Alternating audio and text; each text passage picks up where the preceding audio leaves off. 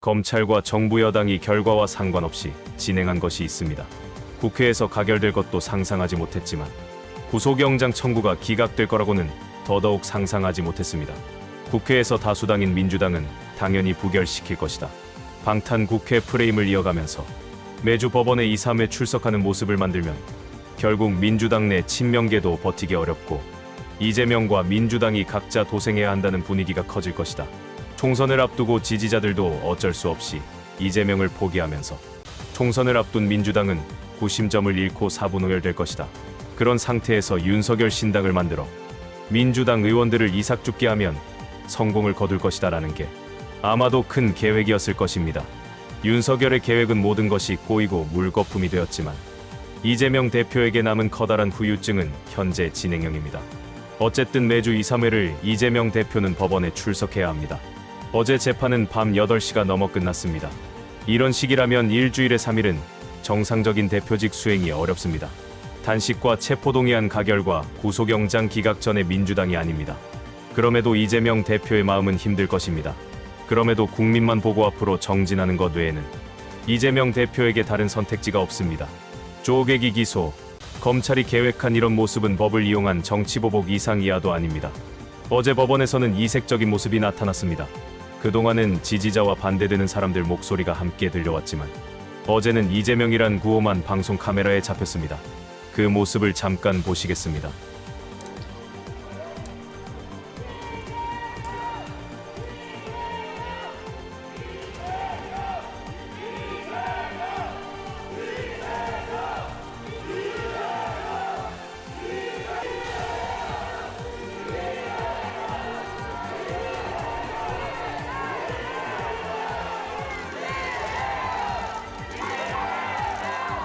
이재명 대표와 경제 패널 3명이 참여한 경제 토론회가 열렸습니다.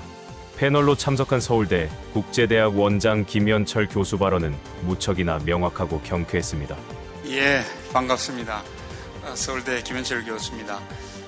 우리 경제 성장률이 25년 만에 일본에 역전되는 초유의 일이 벌어지고 있습니다. 그래서 그 원인을 이제 좀 설명할 수 있는 사진 하나 준비했는데 혹시 띄워주실 수 있나요? 예. 우리 대통령께서 일본을 굉장히 좋아하시기 때문에 일본에서 굉장히 유명한 이 사진을 가지고 지금 경제 위기의 원인을 좀 설명드릴까 합니다. 일본어로 돼서 죄송합니다만은 뜻은 이 반성만이라면은 원숭이도 할 수 있다라는 일본의 굉장히 유명한 말입니다.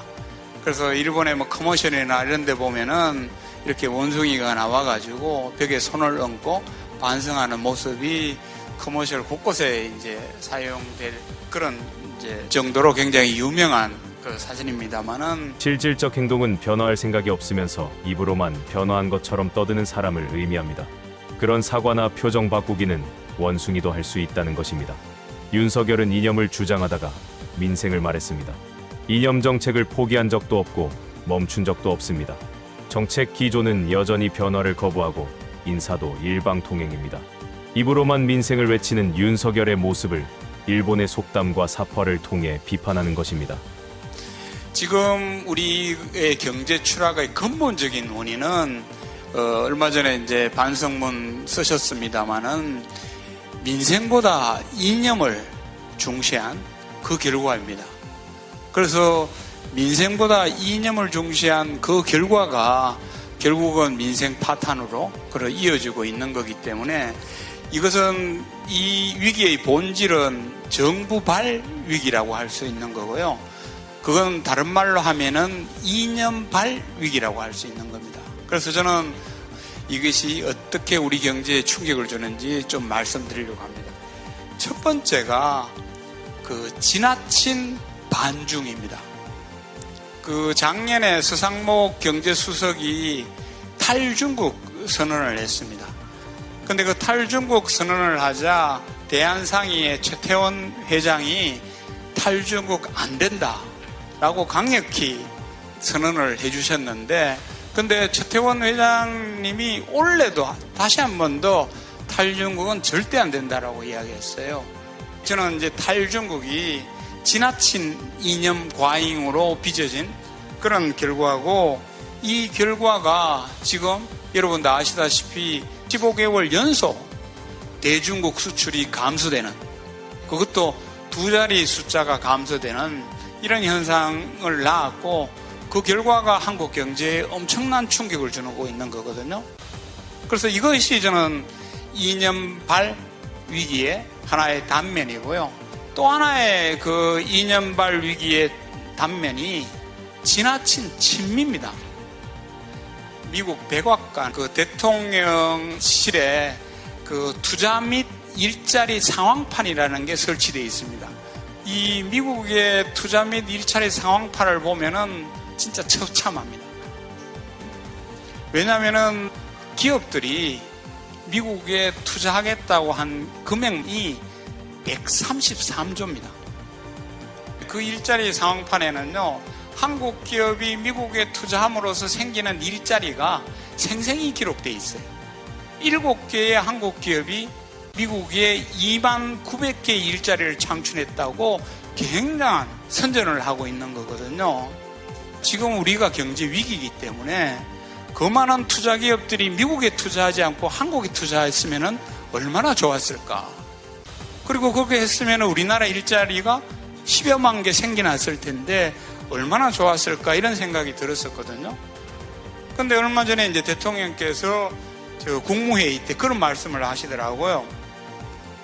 은행이 30조 정도 이익을 거두었으니까 그 죽도록 일해서 은행에 종노릇 하고 있는 게 아닌가라는 그런 말씀을 하셨더라고요. 그런데 미국에 퍼준 거는 133조거든요. 미국의 강요에서 이렇게 투자한 부분도 있기 때문에 진짜 우리 기업들이 죽도록 일을 해서 번 돈을 미국에 투자를 하는 그런 현상이 벌어지고 있으니까 우리 지금 통계를 봐도 똑같습니다. 우리 기업들 투자를 안 하는 데다가 지금 일자리에 보면은요, 3분기 연속 제조업 일자리가 줄고 있어요. 그리고는 미국에 투자를 해주고 그 결과 우리나라에 산업 공동화까지 발생하고 일자리 수출까지 일어나는 이런 현상이 지금 이루어지고 있는 거거든요.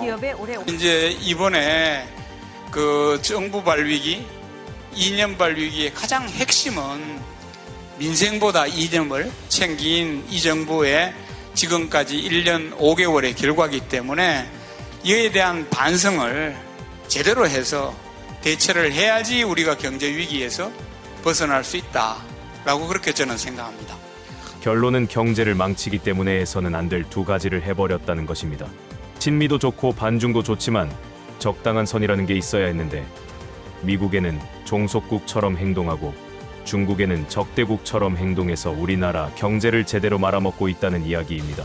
오늘 영상은 여기까지입니다. 시청해주신 여러분 고맙습니다.